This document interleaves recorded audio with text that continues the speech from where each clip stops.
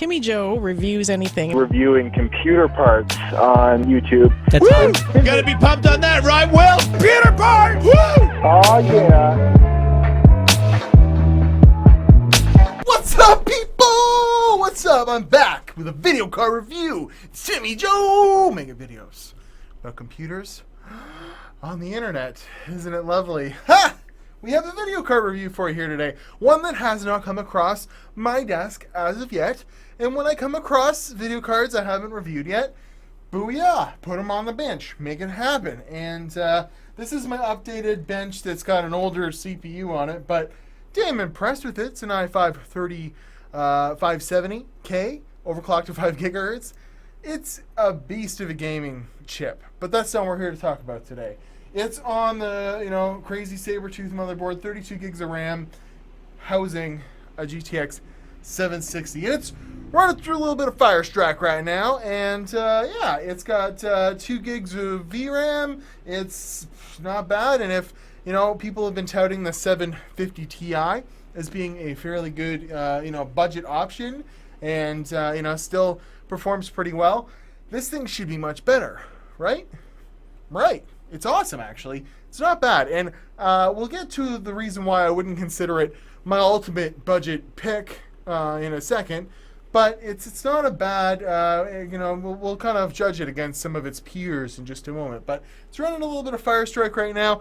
I've run it through a gamut of games, and I'm actually pleasantly surprised at the results. There was some serious gaming to be done on this thing, on a budget, and if you can find one for the right price, it's not bad at all. So we're running through a little bit of Fireman versus Iceman.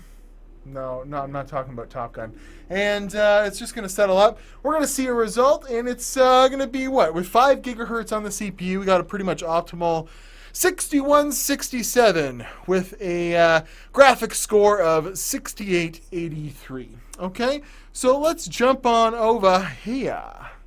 And of course, I got a little picture of one, but I've got some other FireStrike results to compare that to so we can check it out. So that is a 750 Ti by yours truly on a i7-7740. So it should have similar IPC to this, a little bit better even, but obviously a lot better physics score.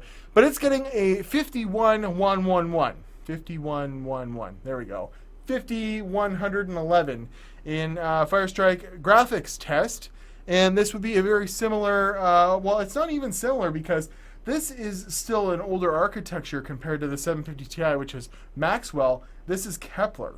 And you can tell that because there isn't that much of a performance jump. We're talking 5111 to its 68, so there is a decent jump in performance there. But you can plug a 750 Ti into any system, and it's going to take 75 watts from the PCIe slot at max, because that's all it can do, when this thing has an 8-pin and a 6-pin hooked up to it. Now, this is an EVGA super clocked version, and kind of makes sense, but I mean, we're talking quite the power draw for a modest amount of performance gain, but you gotta have a pretty decent power supply to run this thing with an 8-pin on it. Now, other versions of this thing probably wouldn't need such a beefy power connection. It's probably overkill. But yeah, so let's compare that. Remember, it's getting a 60 or 6883 in FireStrike. Here's a 770. Well, it gets blown out of the water by that with an 8000 something. So there is a huge leap when you go from a 760 to a 770. 770 is still a pretty relevant card, and depending if you have the 4 gig version, that might really help. And apparently there are 4 gig versions of this, but I would think that they're probably pretty rare. We'll see that on eBay in a second. But we have here a pretty comparable card, but it's getting 76. So even a 770 beats a 750 Ti, or sorry, a 1050. And if we go back to here, it's getting about 1,000 points better. Not even 1,000 points better. So 1050 is much better, and of course you can plot that into any system. Doesn't require any extra power, where this is requiring a lot. Moving on, 1050 Ti gets closer to a 770's performance at 8,200, and then just a few other it's really comparable to an R9 270, which is a really awesome graphics budget card, modern budget card. and requires similarly, some extra power to plug in and whatnot. But AMD was really, kind of, well, it's probably a little bit later generation of a card, but not bad.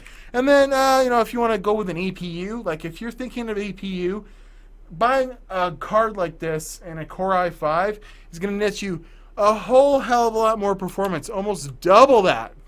6,167 in FireStrike compared to 3,435 with a super overclocked APU and a graphics score of 3,700 compared to 6,800. There's a reason, for what's going on there. So we'll get back to here. I just wanted to show you quickly how I've got this thing overclocked.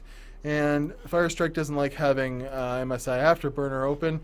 But you see here I've got it bumping up to 1200 or 1250 on the core, which is pretty good overclock. Another 100 megahertz.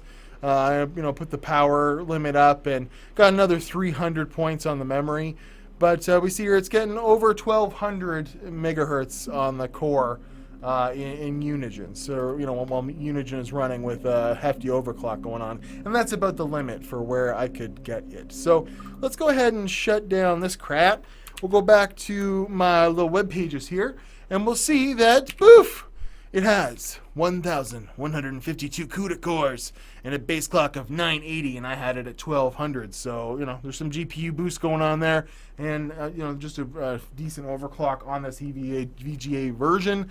But it's got a 6 gigabit memory bandwidth, which is getting up there with some good GDDR5 speed. So that's really aiding this, and it being a pretty damn good option for some budgetitis. If you have a little case of budgetitis. So moving on, this is a 760 Ti, which is apparently only an OEM thing, which had a big jump in CUDA core count to 1344 from 1152. So if you ever see one of these, it's like a diamond in the rough. They're really hard to find because they were only in OEM systems and what have you and whatnot. So is this actually a great budget option? Well, if you find one out there in the wild and your Craigslist, you're seeing the Craigslist ads from my show I just aired or whatever, there's some pretty bad ones out there. Some people really want some expensive monies for things. But, if you're looking on eBay, I'm seeing prices over $100 American for these things, which is kind of sad. I would think if you could get this for $80, it's a 1030 and a 1050 killer for budgetary status. Even, at $80 used. You can get a 760, $80 used, pick them up, put them in your budget Core i5 system and play games all day long, but don't pay any more than $100 for this thing. Like, I see a few in here that, I might pick up if I was somebody, but I'm seeing ones that are well into the $120 range here, and that's pushing it, because you can get a 1050 that performs better than it and doesn't require any extra power and has a warranty, But for budgetitis, if you have that disease, it's a new disease I made up. Pretty good option here. So let's go ahead and look at some gaming benchmarks, because I did a lot of those and I finally have the internet, so it's fun to do that. And we'll get her cooking on this 5 gigahertz 3570K monster with 32 gigs RAM, super overkill. And then when we come back, we'll do a little final budget submission. Woo!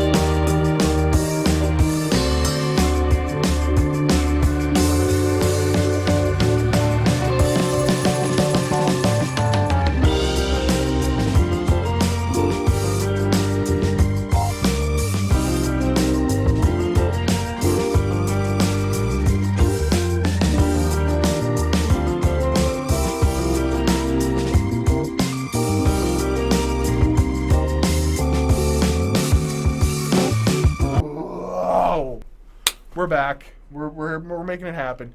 So, pretty good benchmarks. This isn't a 60 frames per second card, but it's a card that you can put medium or even high details in some games. And, you know, for like Fortnite and stuff, you could competitively play with this, no problem. And it's, you know, kind of a 45 to 60 FPS on medium settings kind of card. Now, keep in mind, I have the best possible, well, one of the best possible scenarios. I mean, if this was an 8700K, you know, overclocked to 5 gigahertz, that's a whole different story. But this is a 5 gigahertz overclock on a monster of a CPU, and it's going to give, like, best case scenario results. But what I noticed with this was the 1% lows and the, like, frame dips and stuff like that were well under control with this card. Where other budgetary options, where you have budgetitis, you know, come in, you know, things that come across my bench, they have really poor frame performance, and that happens a little bit more with AMD. I find that could just be me, like in their older cards, where the driver optimization for this is just bang on, and you weren't seeing those like crazy dips into the like 20s in games on medium settings when, you know, for your 0.1% lows or whatever. It was very, very stable, you know, consistent frame times, and I like this card. I like where it's going. So other budgetary options you might consider is like a 950. Those are, you know, still, it's Maxwell, you know, it's upgrading a generation, you know, but this is much better than an APU 1030.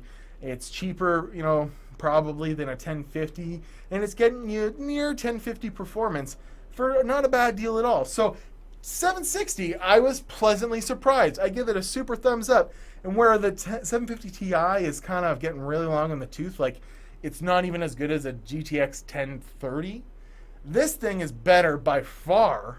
And its only limitation right now is that it's getting up there in age, and it takes a lot of power, and it's only got 2 gigs of VRAM, and the newest, you know, in the next couple of years, games aren't going to play well on this. But Far Cry 5, which is a game that really likes newer hardware, I find, you know, on normal settings, was doing half decently in this. And, you know, that's all you can really ask from an old card you got in trade, and it was like it had lung cancer, this thing. Everything in the computer I got this out of was just like filled with cigarette juice. But I got it all cleaned up, and it actually overclocks well, and it stays pretty frosty, so it's not bad. So I'm on watching me on Instagram and Twitter. Follow me on Twitter. Seriously. Even if you don't go on Twitter, you have an account, go on there, log on, because I'm trying to get 1,000 freaking followers, and I'm almost there. Also, I don't pimp this enough, but Patreon. If you could do me a solid, give me a couple bucks per month. There's a whole lot of you that do it, and I appreciate it so much. I can't believe the support. But what would really help out, you know, funding my whole thing going on here is if I could get some more Patreon love. That would be pretty cool. But, you know, even if you're just stopping by to say hi and, you know, you're just having a good old meme of a time with Timmy Joe, I want to thank you very much for watching. You guys are amazing, and I will be back, hopefully a lot more in the coming weeks. I have a lot of personal stuff going on in my life, but it's all finally coming to an end. And we're going to get to really concentrate on the YouTubes, and I'd love to hear all your ideas. So I'm at Watch Timmy Joe on Instagram and Twitter, and thank you very much. And if you have like an old video card you want to send me to, that's a thing. Link here.